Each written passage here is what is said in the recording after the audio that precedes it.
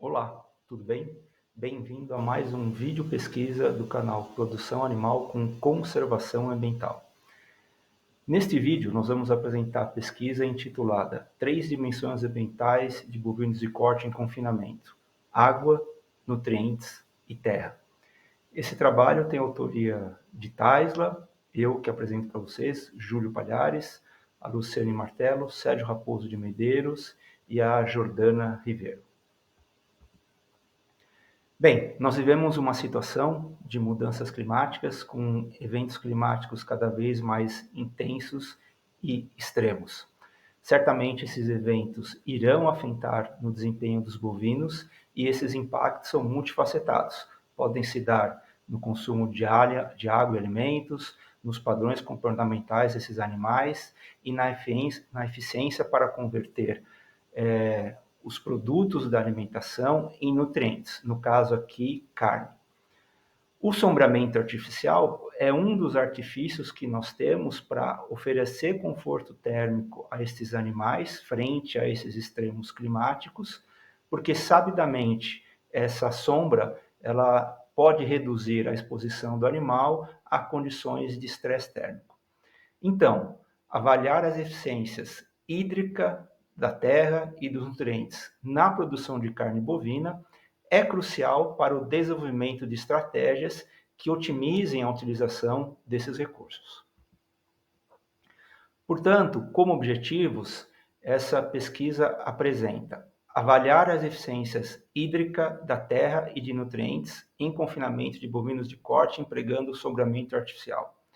Identificar sinergias e compensações entre os indicadores estudados e avaliar o impacto do local e época de cultivo dos alimentos nas eficiências hídrica e da terra. Esse estudo ele foi desenvolvido num sistema de confinamento e nesse sistema de confinamento ele é totalmente instrumentalizado e onde se possibilita o monitoramento em tempo real e diário tanto do consumo de alimento pelos animais como do consumo de água. No estudo em questão, nós tínhamos 48 animais Nelore machos, divididos em 4 baias, e como eu disse, essas baias totalmente instrumentalizadas. Com relação ao sombreamento, foi disponibilizado, então nós tínhamos 2 baias que os animais estavam a pleno sol e 2 baias onde os animais tinham acesso à sombra. No caso do acesso à sombra, a disponibilidade era de 6 metros quadrados para 12 animais, totalizando uma área de 72 metros quadrados de sombra na baia. O material utilizado para a sombra foi uma malha aluminizada, que segundo o fabricante bloqueia de 78% a 83%, né, da radiação solar e 32% da transmissão de luz difusa. Para nós avaliarmos a eficiência hídrica, nós utilizamos a metodologia de cálculo da pegada hídrica. A pegada nada mais é do que uma relação de eficiência, que é a razão entre a quantidade de água consumida e o produto aqui, no caso, a carne bovina. Essa metodologia está baseada numa publicação da FAO, né, sobre o uso de água em sistemas de produção pecuária e cadeia de suprimentos. No caso aqui, nós consideramos como consumo de água a água consumida na produção dos alimentos dos animais. No caso aqui, os alimentos nesse sistema de confinamento era milho, farelo de soja e bagaço de cana-de-açúcar. E também água consumida através da bebida dos animais. Essa água dos alimentos, né, nós chamamos, pela metodologia de cálculo da pegada hídrica, de água verde. E nesse caso, nós também cenarizamos como esse consumo se daria, relacionando isso ao local de produção desse grão e a questão da época de cultivo, que no caso aqui se refere a milho de primeira ou segunda safra. Então, nós estipulamos 2 locais de produção, tanto para a soja como para o milho, que era a cidade de Pradópolis, no interior de São Paulo, e de Maringá, no Paraná, e 4 sequências de plantio de milho, né? O milho de primeira e segunda safra. Então, analisamos milho de primeira e segunda safra para Pradópolis e também a mesma cenarização para Maringá. No caso da eficiência de uso de nutrientes, nós utilizamos a metodologia do balanço de nutrientes, onde através dela nós conseguimos calcular a eficiência de uso desses nutrientes. No estudo, os nutrientes-alvo foram o nitrogênio e o fósforo, né? Então, as entradas no sistema se dão na forma dos ingredientes dos alimentos, tanto volumosos como concentrados, e a saída do sistema foi considerada quilogramas de ganho de peso produzido durante o ciclo de produção. E no caso da pegada de uso da terra, ela foi calculada como a razão entre a área demandada para o cultivo dos alimentos, nos 8 cenários que nós avaliamos, e o ganho de peso no período. Bom, e o que nós temos aqui como resultados, né? Primeiramente, os resultados de pegada hídrica. Vocês podem ver aqui que na primeira linha tem o tratamento dos animais sem acesso à sombra e na segundo grupo os animais com acesso à sombra. Os valores de pegada hídrica são apresentados em 4 unidades de referência: litro por quilo de peso vivo, litro por quilo de carcaça, litro por quilo de carne e litro por quilo de ganho de peso. Essas unidades de referência são as mais comuns em trabalhos de pegada hídrica e carne bovina.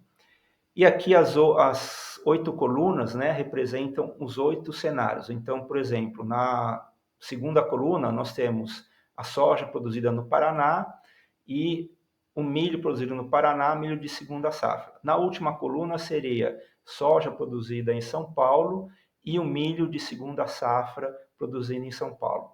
Então, independente da unidade de referência e do local ou ciclo do milho, o que nós observamos é que os animais com acesso à sombra apresentaram valores de pegada hídrica, em média, 2,5% menores, né, para todos os cenários. Então, a partir disso, nós conseguimos demonstrar que a intervenção que nós utilizamos, que é a oferta de sombra para os animais, impactou positivamente nesse indicador de eficiência hídrica, que é a pegada, ou seja, reduzindo o valor da pegada para os animais que tiveram acesso à sombra. E aqui vocês podem ver um outro resultado com relação ao consumo de água azul, né? Nós chamamos que a água de bebida dos animais é classificada como água azul na metodologia da pegada. Então, o consumo diário médio dos animais com acesso ao sol foi de 40 litros por animal por dia. Enquanto os animais que tiveram acesso à sombra, esse consumo médio foi de 36,8 litros por animal por dia. Então, uma diferença média de 3,2 litros por cabeça animal, só pelo fato de oferecer a sombra a esses animais. Então, mais uma vez, demonstrando a relação positiva entre a tecnologia de bem-estar, né, para manutenção do conforto térmico, e o desempenho ambiental desses animais. Quanto aos indicadores de eficiência de uso de nutrientes e pegada de uso da terra, nós também podemos observar que, em média, né, para os animais que tiveram acesso à sombra, a pegada de uso da terra foi menor, variando de 9 a 15,4 metros quadrados por quilo de carne produzida, enquanto nos animais que estavam a plano sol, essa variação foi de 9,7 a 16,7 metros quadrados por quilo de carne produzida. No caso aí, o NU se refere à eficiência de uso de nutrientes e o PUL se refere à eficiência de uso de fósforo. Então, ambos, para os animais que tiveram acesso à sombra, essas eficiências foram maiores, né? A eficiência de nitrogênio 16,3 para os animais que tiveram acesso à sombra, enquanto os animais que estavam a plano sol, essa eficiência foi no máximo de 15%. A eficiência de uso do fósforo, 38% para aqueles que tiveram acesso à sombra, e os que não tiveram acesso à sombra, essa eficiência foi 35,4%. Mais uma vez, demonstrando que a oferta do sombramento artificial também impactou positivamente nesses dois indicadores, ou seja, reduziu a pegada de uso da terra e aumentou as eficiências de uso de nitrogênio e fósforo desses animais. Concluindo, então, o fornecimento de sombra reduziu as pegadas hídrica e de uso da terra e melhorou a eficiência de uso de nutrientes, demonstrando a sinergia positiva entre práticas de bem-estar animal e indicadores ambientais. O local de produção de grãos e o momento de semeadura do milho foram aspectos que influenciam os valores de pegada hídrica e da terra. O uso do milho de segunda safra, que normalmente apresenta rendimentos mais baixos, isso quer dizer quilos de milho produzido por hectare, teve impacto negativo no desempenho ambiental do produto carne.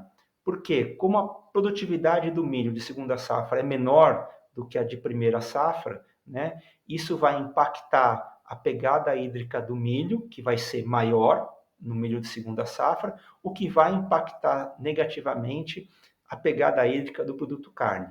Então, alimentar os animais com milho de primeira safra, por ter produtividades maiores, produtividades agrícolas maiores, isso impactaria positivamente, como o estudo demonstra, tanto a pegada hídrica como a pegada de uso da terra do produto carne.